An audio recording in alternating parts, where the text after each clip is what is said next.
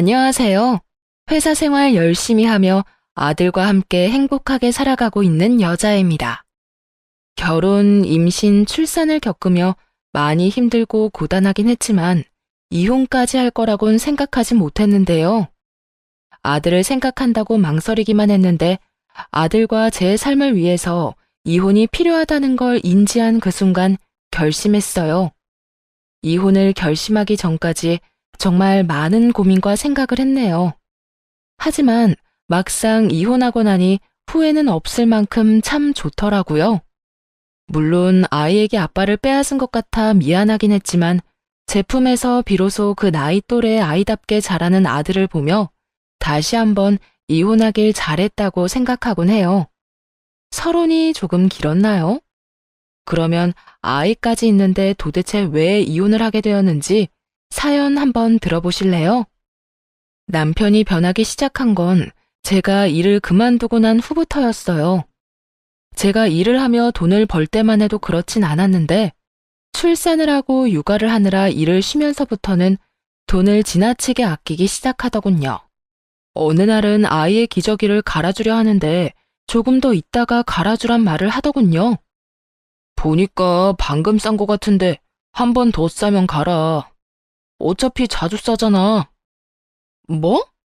아무리 그래도 그건 좀 아니지 않아? 그러다 짓무르기라도 하면 애가 얼마나 힘들겠어. 아껴야 잘 살지. 그렇게 쓰면 기저귀 값이 감당될 것 같아? 아낄 수 있는 건 아끼고 살아. 여보, 우리 이렇게까지 아끼면서 살아야 할 정도로 힘들진 않잖아. 쓸 건 좀 쓰고 살자. 응? 쓸 거 다 쓰고 살면 돈은 언제 모아? 애 어릴 때도 돈이 이렇게나 드는데 크면 클수록 얼마나 더 큰 돈이 들 거야. 당신 이제 복직은 끝났다고 봐야 할 건데 아낄 수 있는 건 아끼면서 최대한 모으고 살아야 할 거 아니야? 나만 쫓아고 이래? 다 우리 가정을 위해서 이러는 거니까 힘들어도 좀만 참아.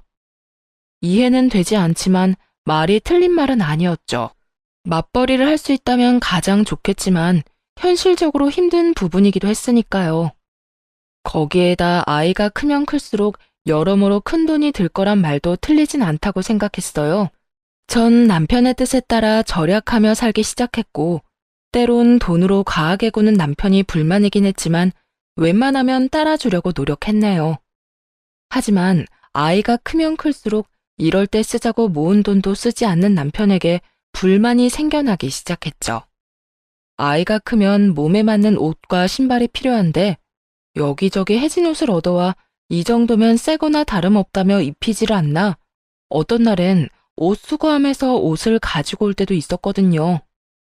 당신 밤마다 나가서 뭘 하나 했더니 헌옷 수거함에서 남들이 버린 옷 가지고 온 거였어? 우리 아들 어디서 주워온 애 아니고 당신 친자식이야. 어떻게 남이 버린 옷을 가져다 입힐 생각을 해? 남편이 한가득 가지고 온 남들이 입다 버린 옷을 던지며 화를 냈고 남편은 다시 그 옷들을 주워 내밀며 이렇게 말하더군요. 헌옷 같지도 않구먼. 뭘 또 그렇게 화를 내? 하루가 다르게 크는 게 애들인데 철마다 어떻게 새 옷 입히면서 살아? 깨끗하게 빨면 되니까 그냥 입혀. 그렇게 깨끗하면 당신이나 입어. 난 절대 이딴 건 우리 아들한테 못 입히니까. 도대체 내가 몇 번을 말해야 해? 아껴야 나중에 잘 산다고 했잖아. 다 우리 가정을 위해서 이러는 거라고. 나라고 우리 아들한테 새 옷 입히기 싫어서 이러는 줄 알아? 마음이 그렇게 굴뚝이면 실천을 좀 해, 실천을. 하여튼 다신 이딴 거 가지고 오지 마. 아무리 나중을 위해서라곤 하지만 이딴 건 절대 허락 못해. 당신이 허락 못하면 어떻게 할 건데? 어차피 생활비는 내가 주는데. 정 이런 게 싫으면 생활비에서 잘 아껴서 애 옷 사줘. 그러면 되잖아. 밖에서 나온 자식도 아니고 이건 아니다 싶더라고요.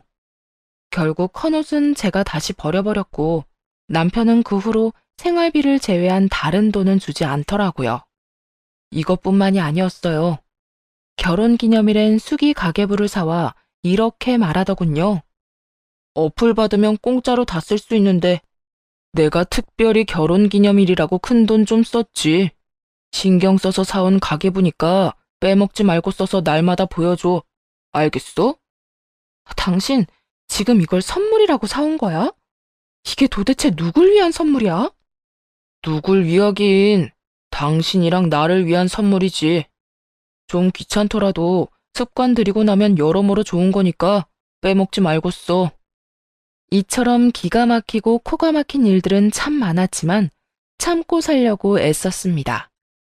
잘 먹고 잘 살자고 저런다는데 계속 말 꺼내는 것도 싫었고 말이 통하지 않는 사람을 설득하길 포기해버렸던 것이었죠. 무엇보다 저는 능력이 없었고 아이는 너무나도 어린 상태였어요. 그래서 그때는 이혼은 생각도 하지 못했죠. 이 어린아이의 양육권도 보장받지 못할 뿐더러 설사 일이 잘 풀려 제가 양육권을 가지게 된들 혼자 잘 헤쳐나갈 용기가 없더군요. 그런데 결국 참지 못할 일이 생겨났어요. 바로 아이가 아파 병원에 가게 되는 일이 있었을 때인데요. 어느 날 아이가 기침을 심하게 하며 콧물을 흘리더라고요. 저런 증상을 보이고 나면 늘 열이 났던 아이라 바로 병원에 가려고 했고 그런 사실을 한 남편은 또 잔소리를 하기 시작하더군요. 병원 가게? 고작 기침 좀 하고 콧물 좀 난다고? 얼굴을 보지 않아도 남편의 표정이 머릿속에 그려지더라고요. 이미 삐딱선을 탄 남편의 말에 저 역시 말이 곱게 나가지 않았죠. 다른 것도 아닌 아이가 아픈 문제였으니까요. 고작이라니? 당신은 잘 모르나 본데 이러고 나면 꼭 열난단 말이야. 일찍 가서 약 먹이는 게 나아. 애도 고생 덜하고 돈도 덜 들고 말이야. 그건 당신 생각 아니야? 내가 보기엔 그냥 두면 자연스레 괜찮아질 것 같은데 뭘. 애들이야 다 아프면서 크는 거지. 유난 떨지 말고 따뜻한 물이나 먹여. 그러면 다 나아. 고작 몇천 원이 아까워 졌단 말이나 해대는데 화가 나더라고요. 다른 건 몰라도 이것만큼은 참을 수가 없었어요. 제발 적당히 좀 해. 이게 가정을 위해 돈을 아끼는 거라고 생각해? 어디가 가정을 위하는 건데? 이 모든 게 우리를 위해서 이러는 거잖아. 내가 괜히 이러겠어? 우리를 위해서? 우리를 위하는 거라고 생각해? 애 제대로 된 옷 한 벌 못 입히는 게? 애가 아픈데 병원도 못 가게 하는 게? 먹고 싶다는 것도 제대로 못 먹이고 남들 다 아는 나들이 한번 안 나가는 게? 도대체 뭐가 우리를 위하는 거냐고. 그렇게 해서 우리 아낀 돈이 얼마인 줄이나 알아? 하여튼 집에서 살림만 하니까 뭘 몰라 저런 말을 하는 거지. 그 돈이 얼마나 되는지 나한테 알려준 적이나 있어? 그리고 난 그 돈 궁금하지도 않아. 그 돈이 얼마든 간에 나랑 우리 아들은 지금 불행해. 이렇게 사는 거 불행하고 지긋지긋하다고. 나라고 좋아서 이렇게 사는 것 같아? 내가 번 돈 나도 내 마음대로 못 쓰면서 사는 삶이 나도 달갑진 않다고. 그래도 당신이랑 우리 아들을 위해서 이러는 건데 당신까지 꼭 이렇게 예민하게 굴어야겠어? 예민? 지나가는 사람 붙잡고 물어봐. 내가 예민하게 구는 건지 당신이 지나치게 구는 건지. 애가 아프다는데 아프면서 크는 거라고?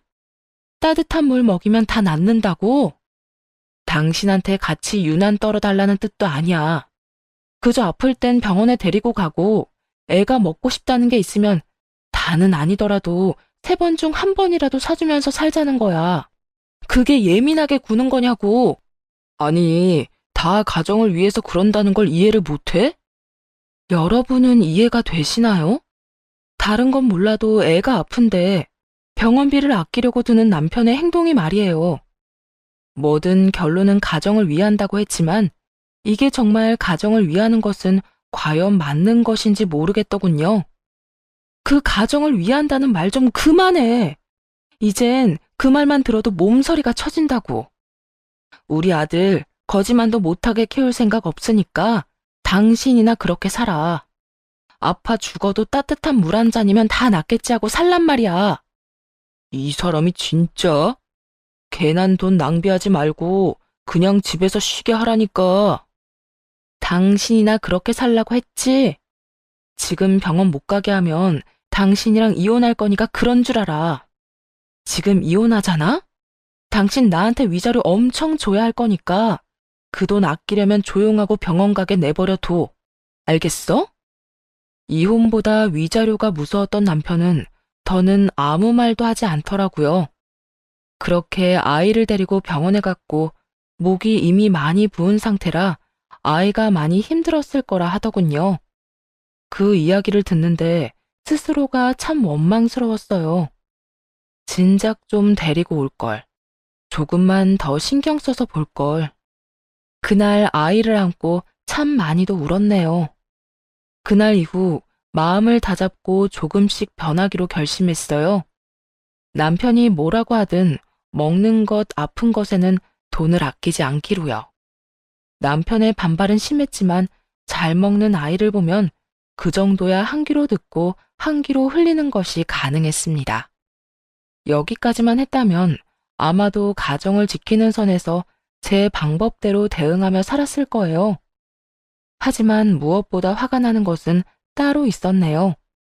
이혼까지 결심하게 된 원인이기도 하고 말이에요. 그건 바로 가정에선 돈을 그렇게 아끼는 남편놈이 시댁에는 돈을 전혀 아끼지 않는다는 것이었어요. 특히 시모에겐 돈을 어찌나 잘 쓰는지 아들에겐 그렇게 아끼던 놈이 시모에겐 계절마다 옷을 사주고 있었습니다. 그것만 해도 열불이 터지는데 도저히 참을 수 없는 일이 일어나고야 말았죠. 날이 쌀쌀해지자 시모는 밍크코트 타령을 해대기 시작했고 어느 날은 시댁에 갔더니 떡하니 시모가 밍크코트를 입고 있더라고요. 그냥 보아도 저렴한 라인이 아닌 꽤 비싼 값을 치렀을 법한 밍크코트 말이에요. 어머님, 그 밍크코트 결국 사신 거예요? 엄청 비싸 보이는데. 그럼 우리 아들이 사줬지. 난 이렇게까지 비싼 건 필요 없다고 했는데 우리 아들이 기왕 살 거 좋은 거 사라고 해서 하는 수 없이 매장에서 제일 비싼 걸로 샀어. 이걸 남편이 사줬다고요? 그래. 나한테 아들이 네 남편 말고 또 있니? 어때? 예쁘니?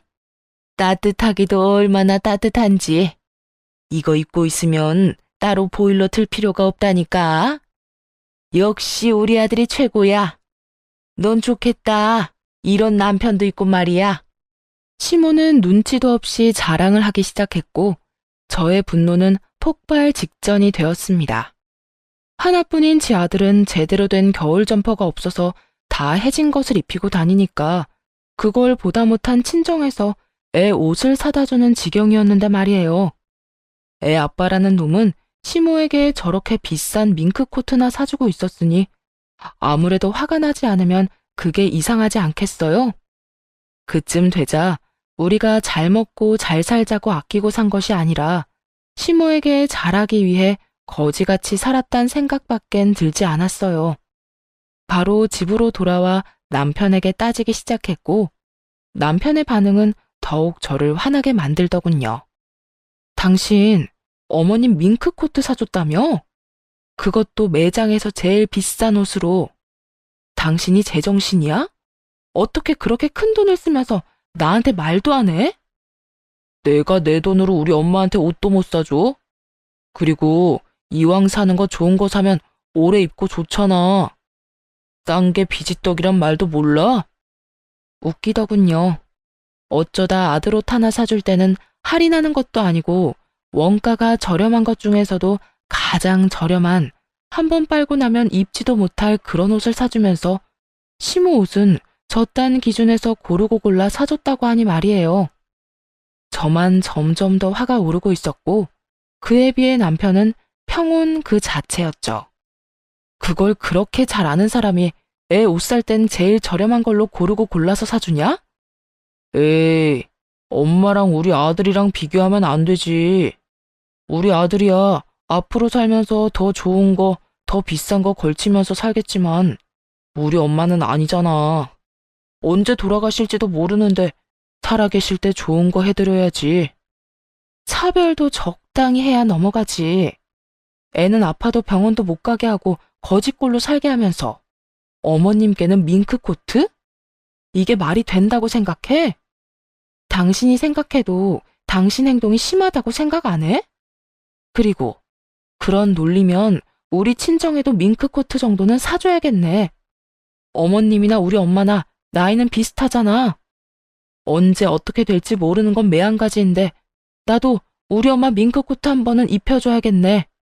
이때껏 누구보다 태어나던 남편은 친정엄마 이야기에 화들짝 놀라며 언성을 높이기 시작하더군요. 내가 왜 당신 집까지 챙겨야 해? 이건 확실하게 하자. 내가 벌어온 돈으로 우리가 생활은 하고 있지만 그렇다고 해서 그 돈들이 당신 돈은 아니야. 내 돈이지.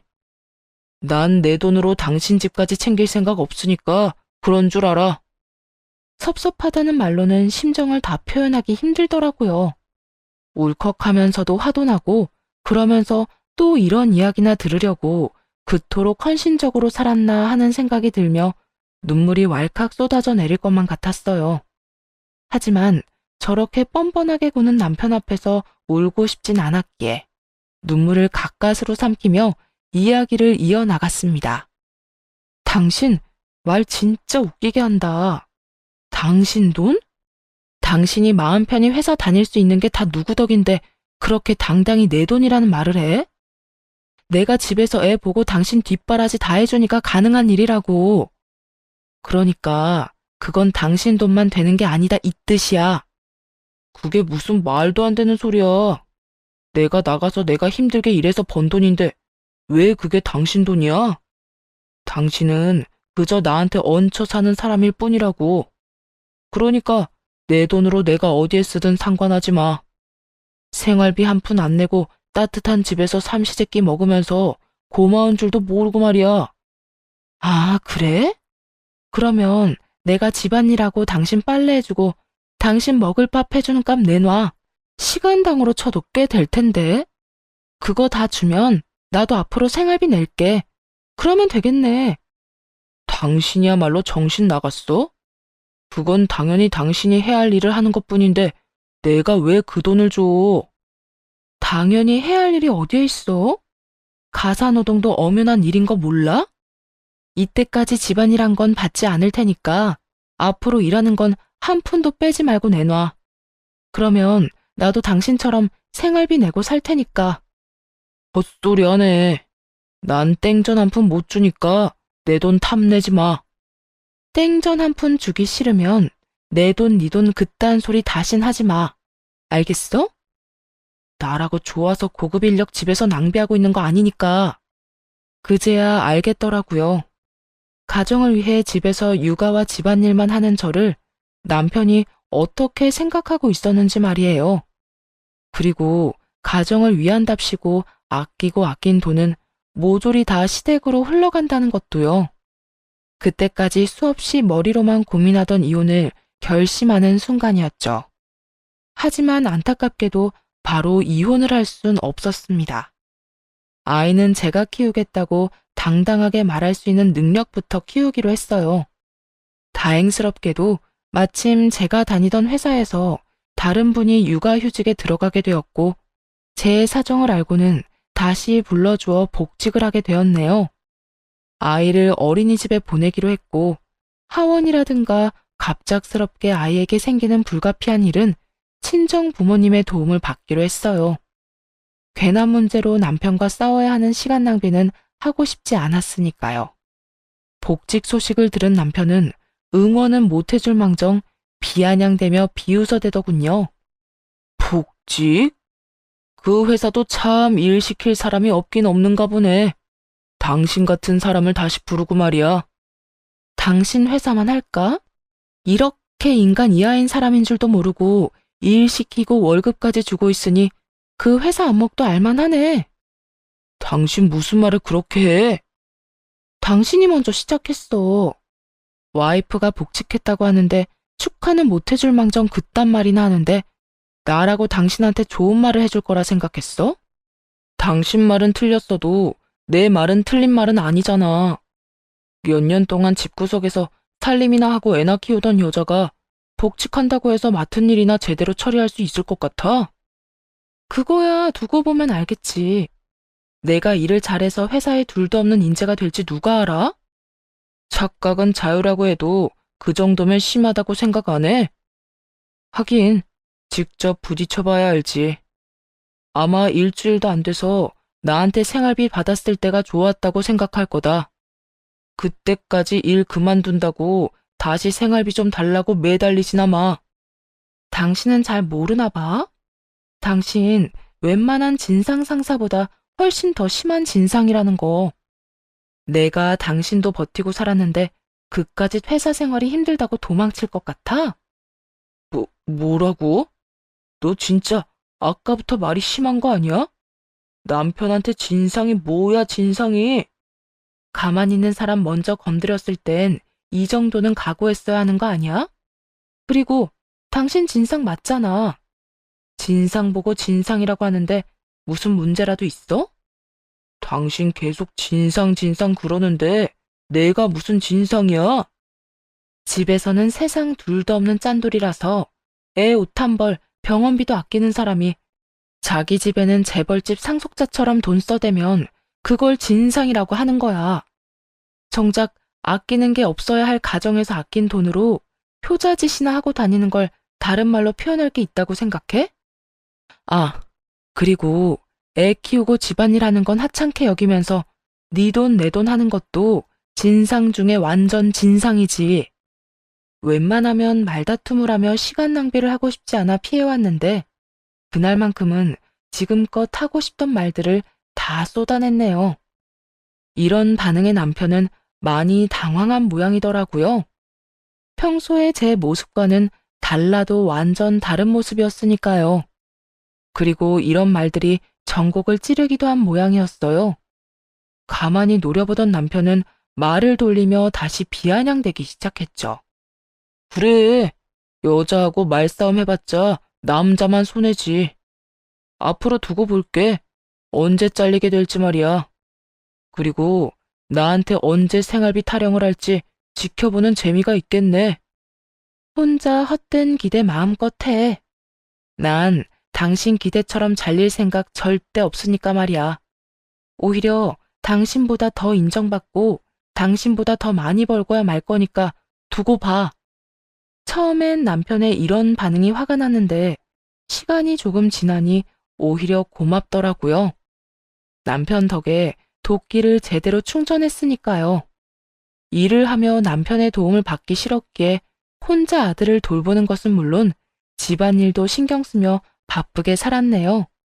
그렇게 3년이 지났어요. 일만 시작하면 당장이라도 이혼하고 아들을 데리고 나와 잘 살 수 있을 거라 생각했는데 현실은 그리 녹록지 않더라고요.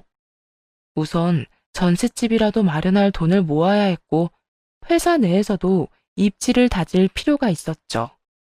3년이란 시간 동안 남편은 점점 더 뻔뻔해졌지만 당장이라도 이혼하고 싶었던 마음은 점점 진정되더라고요. 돈을 벌기 시작하니 부딪히는 부분이 없어지기도 했고 그동안 각자의 삶을 살다 보니 그랬던 것 같아요.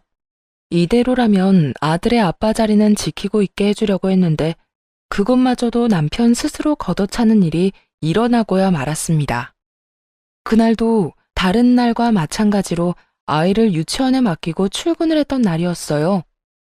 그날따라 정신이 없이 일을 하고 있는데 선생님께 전화가 오더라고요. 어머님, 혹시 바쁘실까요? 왜 그러세요? 애한테 무슨 일 있나요? 그게 오늘 비가 와서 야외 활동 대신 원에서 체육 활동을 하다가 친구가 넘어지면서 준이를 밀었나 봐요. 준이가 같이 넘어지면서 책상에 찍혔는데 눈 위가 찢어졌어요. 지금 병원으로 데리고 가려고 하는데 혹시 따로 원하시는 병원이 있으실까요? 찢어졌다고요? 아니, 얼마나요? 심하게 다쳤어요? 원하는 병원은 따로 없긴 한데 일단 가까운 곳 중에 가장 큰 병원으로 가주세요. 준이 사진도 좀 보내주시고요. 병원 정해지면 따로 문자도 좀 주세요. 진정이 되지 않더라고요. 사진 속 아이는 피를 흘리며 울고 있었고 이미 저도 함께 울고 있었네요. 그래도 애아빠라고 그런 순간이 되자 남편이 생각나더라고요. 바로 아이의 사진을 보내고 전화를 걸었어요. 여보, 사진 봤어? 준이 유치원에서 다쳤대. 봤는데 어쩌다 이렇게 된 거야? 친구가 넘어지면서 밀었다나 봐.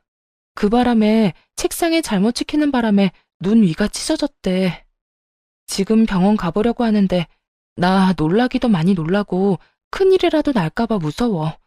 당신도 같이 좀 가주면 안 돼? 지금 많이 바빠? 무섭기는 뭐가 무서워. 눈가 좀 찢어진 거 가지고. 난 지금 바빠서 못 가니까 혼자 얼른 가봐. 그리고 병원비는 상대방 애 부모한테 달라고 해. 알겠어?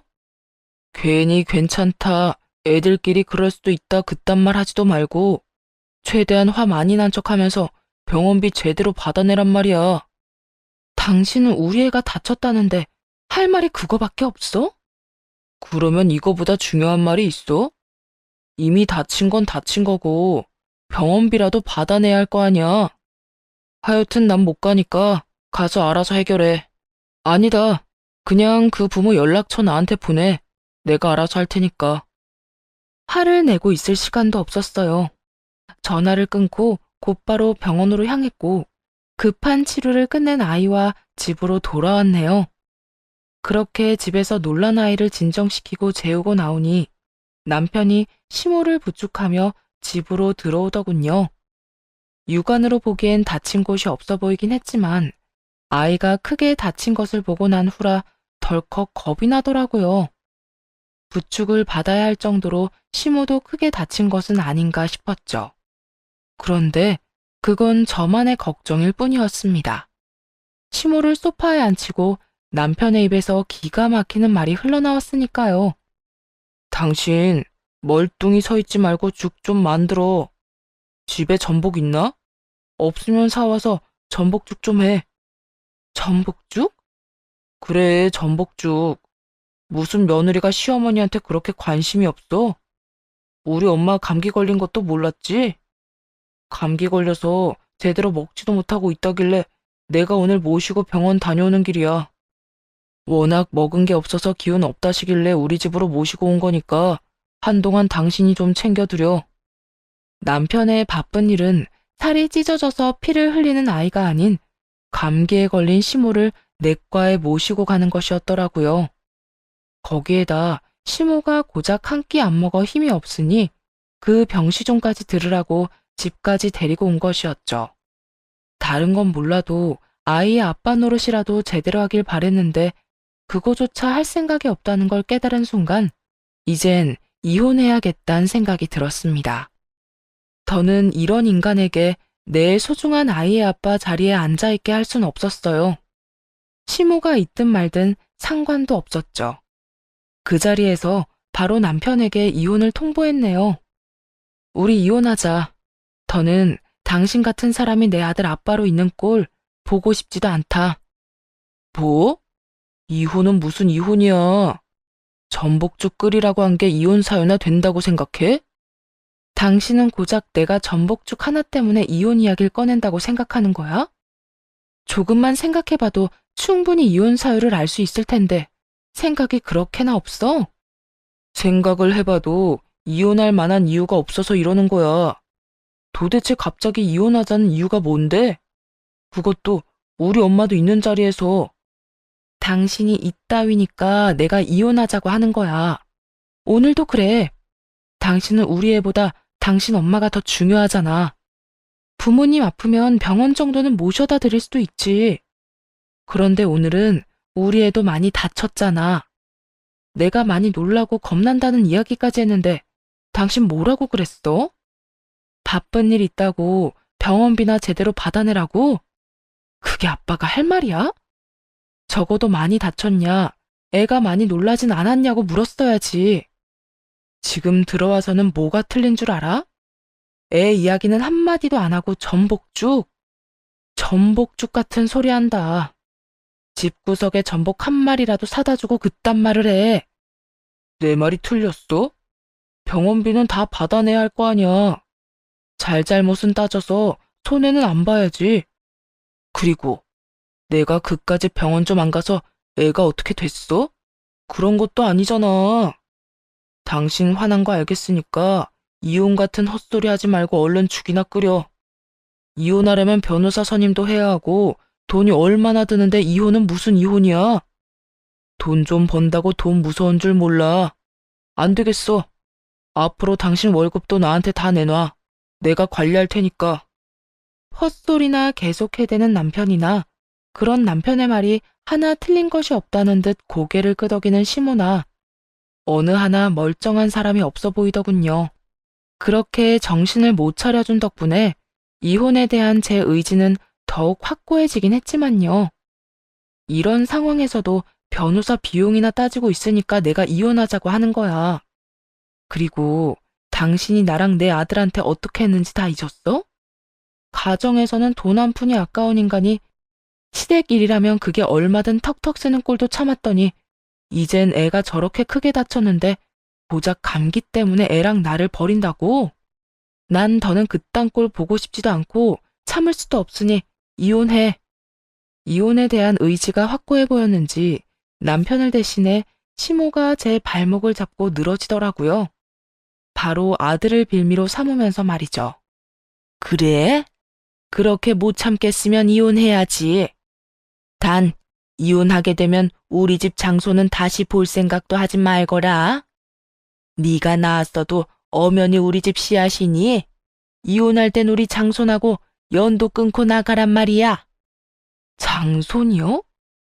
언제부터 어머님이 그렇게 장손을 중히 여겼는지는 모르겠지만 그렇게 중요한 장손이면 남이 입다 버린 옷이나 입고 다닐 때 옷이나 한 벌 사주지 그랬어요. 아니, 애가 고기 먹고 싶다고 노래를 부를 때 소고기라도 좀 사줬더라면 어머님이 지금 하는 그 장손 타령이 제 마음에 좀 와닿기라도 했을 텐데요. 따뜻한 집에서 잘 먹고 잘 살았으면 됐지.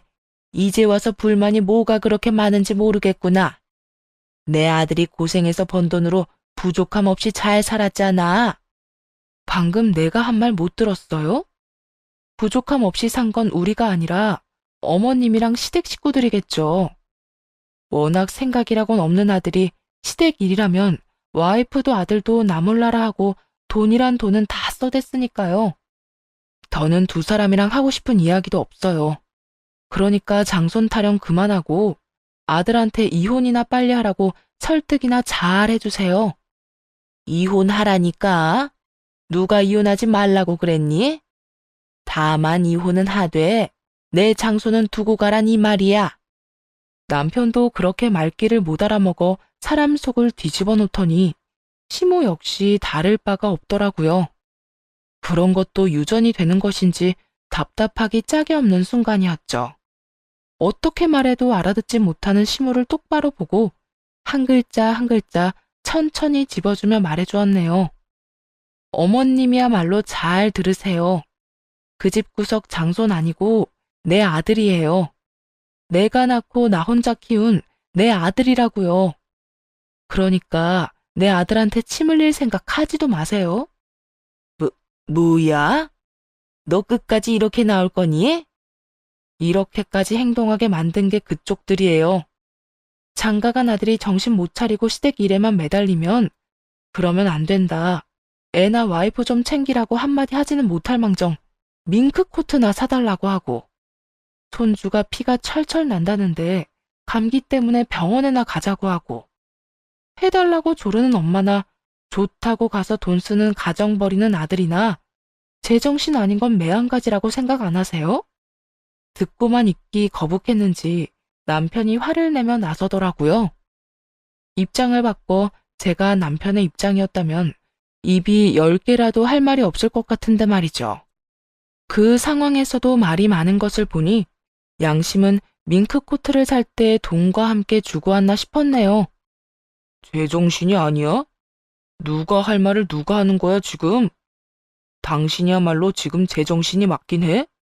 어떻게 우리 엄마한테 눈 똑바로 뜨고 그딴 말을 해? 얼른 사과해. 잘못했다고 싹싹 빌란 말이야. 내 말 못 들었어? 이혼하자고 했잖아. 이혼할 마당에 내가 예의 차리고 말까지 가려가며 해야겠어?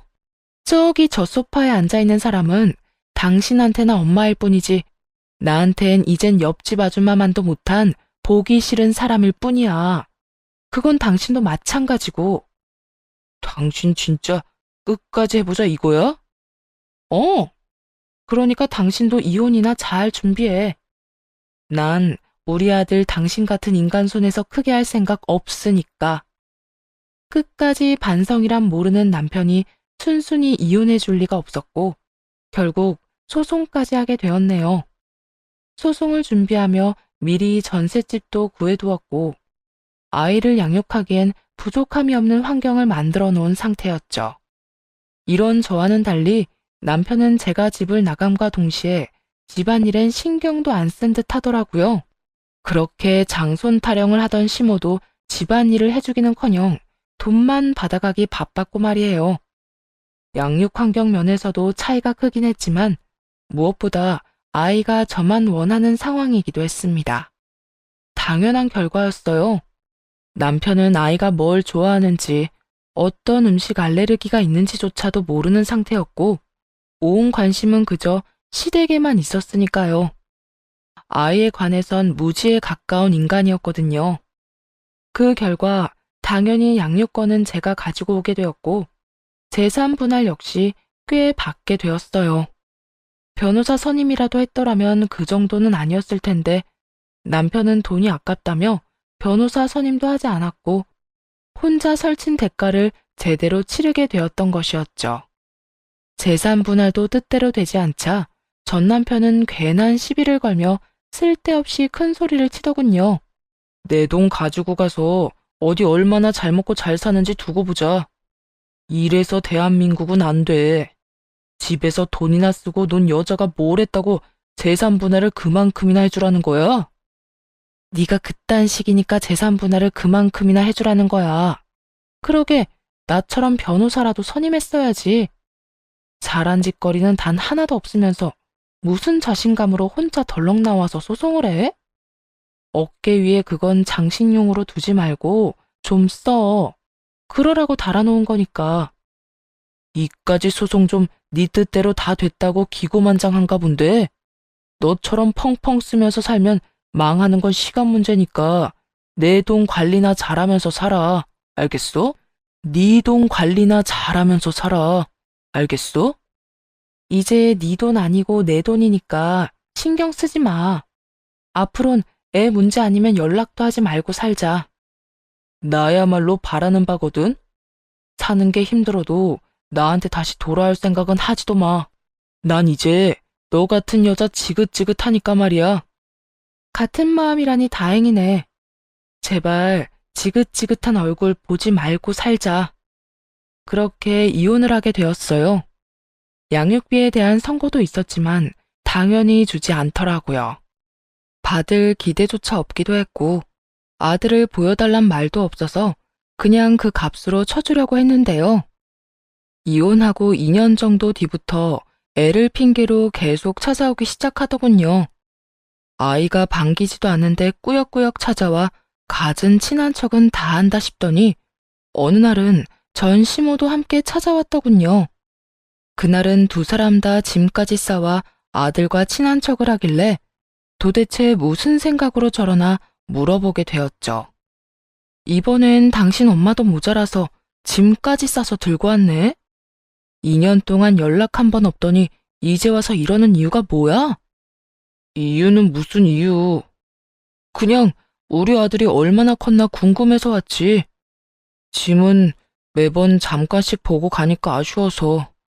이번엔 한 며칠 지내면서 우리 아들이랑 시간 좀 보내려고. 엄마도 마찬가지고 말이야. 애 키울 데도 없던 부성애가 갑자기 생겼다고? 말이 되는 소리래. 우겨볼 셈인 것 같은데 그딴 거 안 통하니까 똑바로 말해. 꼴 보아하니 형편도 어려워진 것 같고 회사도 안 나가는 것 같은데 무슨 목적으로 찾아온 거야? 거짓골을 하고 온 전 남편과 전 시모를 몰아세웠고 전 시모가 추악한 속내를 드러내기 시작했습니다. 그게 사실은 너랑 이혼하고 얼마 안 지나서 우리 아들이 회사를 그만두게 됐지 뭐니. 회사 사정이 안 좋아져서 권고사직을 당하게 됐어. 그나마 퇴직금을 꽤 받아서 그걸로 장사를 시작했는데 하늘도 무심하시지 코로나가 터져버렸지 뭐야. 너도 알지? 코로나 때문에 살아남은 가게가 없다는 거. 그래서 우리 사정이 요즘 좀 많이 좋지 않아. 꼴이 볼만하다 했더니 다 이유가 있었더라고요. 큰 마음 먹고 있는 돈 없는 돈 다 끌어모아 시작한 가게는 다 망했고 오갈 데가 없어지니 그제야 저를 찾은 것이었죠. 처음부터 짐 싸서 들어오기엔 양심에 찔렸는지 아들 핑계로 오가기로 한 모양이었고요. 그래서 그렇게 형편이 어려워졌으니 이제 와서 나한테 빈대라도 붙으려고 그러세요? 빈대라니. 재결합이라는 좋은 단어가 있지 않니? 우리도 우리지만 너 힘들까봐 이렇게 찾아온 거야. 아들 혼자 키우는 게 보통 일이 아니지 않니? 언제까지 친정 도움 받을 거야? 사돈들이 말을 안 해서 그렇지 몸도 마음도 힘드실 게야. 그러니까 너도 우리가 이렇게 왔을 때 못 이기는 척 받아들이려무나. 애한테도 아빠가 다시 생기니 좋고 너도 듬직한 남편이 다시 돌아왔으니 여러모로 좋은 일 아니겠어? 이 모든 개소리를 요약하자면 쫄딱 망의 거지가 된 자신들을 감사한 마음으로 데리고 살아라였네요. 이혼도 한마당에 더는 얼굴 붉히면서 연락도 하고 싶지 않아 양육비 타령 한번 하지 않았더니 저를 만만하게 봐도 보통 만만하게 본 것이 아니더군요. 좋아요? 누가 좋아요? 난 하나도 좋은 게 없는데. 나랑 내 아들은요, 그쪽이랑 그쪽 아들 얼굴 안 보고 사는 게 가장 좋은 일이에요. 그러니까 다신 찾아올 생각도 하지 마세요. 그리고 당신 이때까지 양육비 한 번도 안 준 거 알지? 내가 당신 목소리도 듣기 싫어서 그까짓 양육비 안 받고 안 만나고 살려고 이야기도 안 꺼낸 건데 당신이 이렇게 나오니까 나도 하는 수 없이 그 돈 다 받아내야겠어. 뭐라고? 나한테 그런 돈이 어디 있다고? 그건 당신 사정이지 내 사정은 아니잖아. 그러게 누가 찾아와서 괜한 짓거리 하래? 양심도 없이 2년 만에 찾아와서 뭐? 재결합? 미치려면 혼자 미쳐. 어디 나랑 내 아들까지 미치게 만들려고 감히 이딴 짓을 해? 당신도 말은 안 해서 그렇지 나랑 재결합 생각한 적 있을 거 아니야. 지금은 당신이 화가 나서 그러는데 우리 아들 생각 좀 해보라고. 이제 크면 클수록 아들이니 더욱 아빠 손길이 필요해질 텐데 그때 가서 후회하지 말고 지금 재결합하면 좋잖아. 그러니까 나나 내 아들이나 그놈의 재결합 나는 원하지도 않는다니까.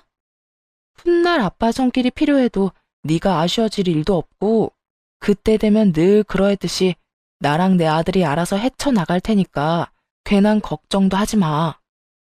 그러지 말고 우리 좀 살려줘. 진짜 갈 데가 없어서 그래. 얼마나 힘들었으면 2년 만에 당신 찾아와서 이런 말까지 하겠어? 나한테 남은 정 없다는 거 알긴 하는데 그래도 나 준이 아빠잖아. 그거 생각해서라도 한동안만 여기서 좀 지내게 해주라. 응? 준이 아빠 같은 소리 하네. 당장 당신 엄마 데리고 내 집에서 나가. 다신 찾아올 생각도 말고. 차례대로 전 남편과 전 시모를 쫓아내버렸고 그 길로 양육비 일시금 지급 신청을 했습니다. 그렇게까지 하면 정신을 좀 차릴 거라 생각했는데 정신줄이 제대로 나가버린 전 남편은 반성은 하지도 않고 또 찾아와 화를 내더라고요. 당신 진짜 이렇게 매정한 사람이었어? 나 힘들다고 했잖아. 돈 없다니까? 그렇지 않아도 땡전 한 푼 없는데 그런 큰 돈을 어디서 마련해? 그러게 누가 줘야 할 돈 안 주고 쌓아두래? 양육비 한 번 안 주고 찾아와서 그 난동을 피웠을 땐 당연히 이런 결말도 예상했어야지. 당신이 당신 엄마까지 데리고 짐만 싸서 들고 들어오면 내가 하는 수 없이 받아줄 거라 생각했나 본데 난 절대로 그럴 생각이 없어. 당신이 마지막까지 나하고 내 아들한테 한 짓이 있는데 당신 같으면 당신을 용서할 수 있겠어? 적당히 좀 해. 그게 언제적 일인데 아직까지 그 이야기를 꺼내? 꺼낼만 하니까 꺼내는 거야. 그리고 이런 이야기 듣기 싫으면 찾아오질 마. 누가 찾아오라고 빌기라도 했어? 반기는 사람 하나 없는데 왜 찾아와서 듣기 싫은 말을 듣고 있어? 누군 오고 싶어서 온 줄 알아? 당신이 양육비로 장난질을 치니까 이렇게 온 거 아니야.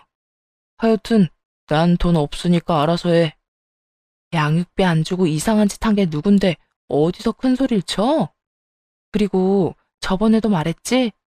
그건 당신 사정이지 내 사정 아니라고.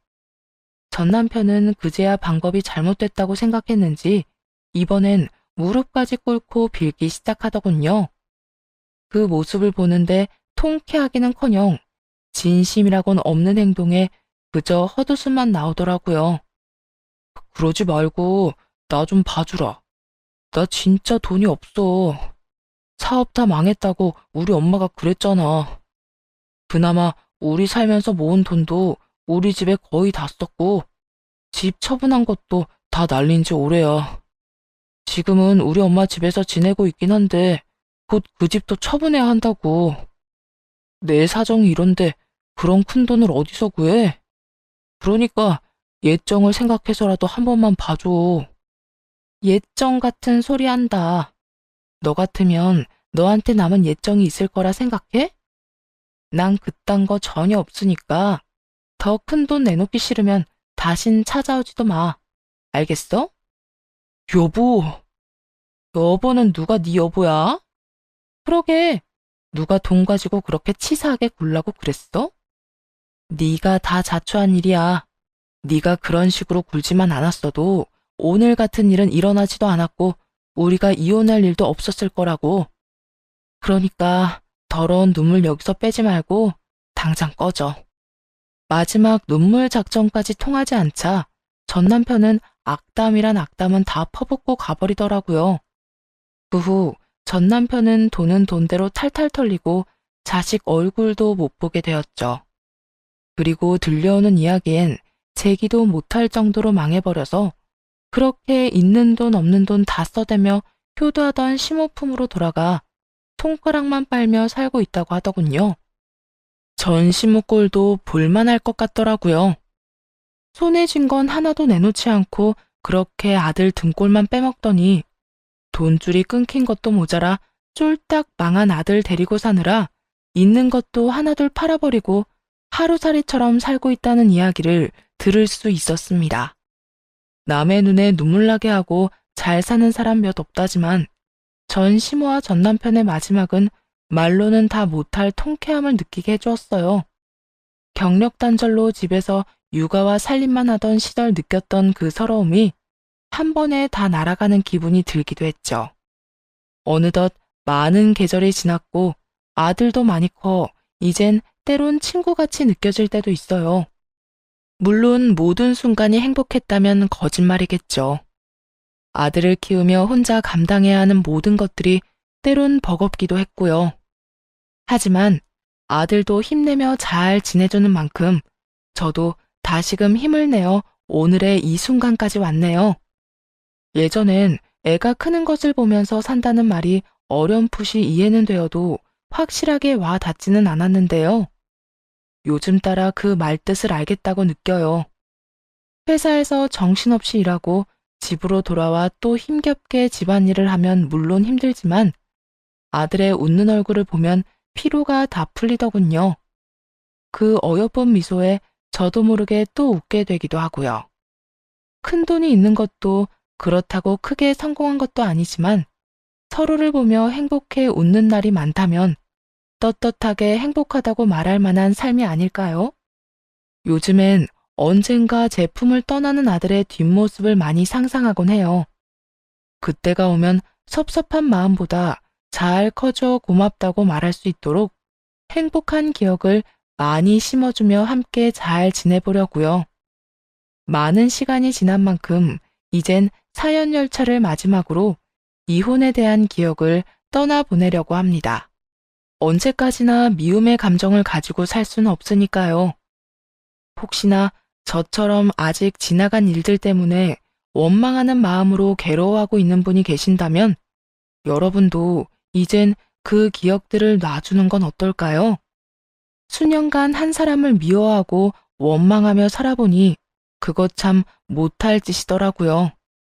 이젠 저도 저지만 여러분의 앞날에도 따뜻한 햇살만이 비치길 바라는 마음으로 이야기를 끝내볼까 합니다. 긴 이야기 함께 해주셔서 감사합니다.